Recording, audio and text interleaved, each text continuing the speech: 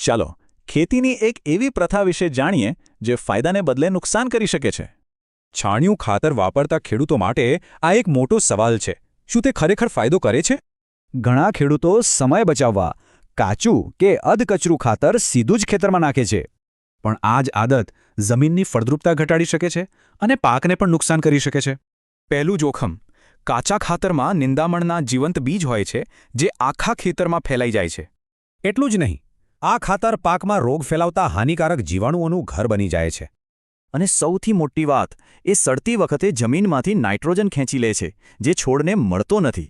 આ બધાનું પરિણામ પાક નબળો પડે છે, એની વૃદ્ધિ અટકે છે અને જમીન બગડે છે. તો શું કરવું? ખાતર વાપરવાનું બંધ નથી કરવાનું, પણ એને તૈયાર કરીને વાપરવાનું છે. આ માટે 2 સ્ટેપ છે. પહેલા કમ્પોસ્ટ બનાવવું અને પછી એને વધુ શક્તિશાળી બનાવવું. તો પહેલું સ્ટેપ છે કમ્પોસ્ટિંગ. આ માટે વન્ડરલાઇફ વન કમ્પોસ્ટિંગ કલ્ચરનો ઉપયોગ થાય છે. આ કલ્ચર કચરાને પોષક ખાતરમાં ફેરવે છે અને નિંદામણના બીજ અને રોગાણુઓનો નાશ કરે છે. તેને વાપરવાની રીત એકદમ સરળ છે. 1 લિટરને 100 લિટર પાણીમાં ભેળવીને વાપરી શકાય છે. કમ્પોસ્ટ તૈયાર થયા પછી આવે છે બીજું, એટલું જ મહત્વનું સ્ટેપ, એનરિચમેન્ટ. પણ આ સ્ટેપ કેમ જરૂરી છે? જેથી તૈયાર ખાતરમાં ફરીથી ખરાબ જીવાણુઓ ન બને. વન્ડરલાઇફ 2 કમ્પોસ્ટને ફાયદાકારક સૂક્ષ્મજીવોથી ભરી દે છે. એનાથી છોડને પોષણ અને રક્ષણ મળે છે. આની રીત પણ સરળ છે.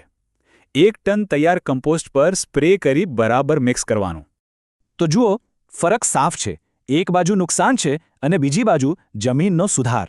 મતલબ કે જે છાણ એક સમસ્યા હતી એ જ હવે ખેતર માટે એક કિંમતી સંપત્તિ બની જાય છે. ટૂંકમાં ખેતરનો કચરો હવે ખેતરની સમૃદ્ધિનું કારણ બને છે.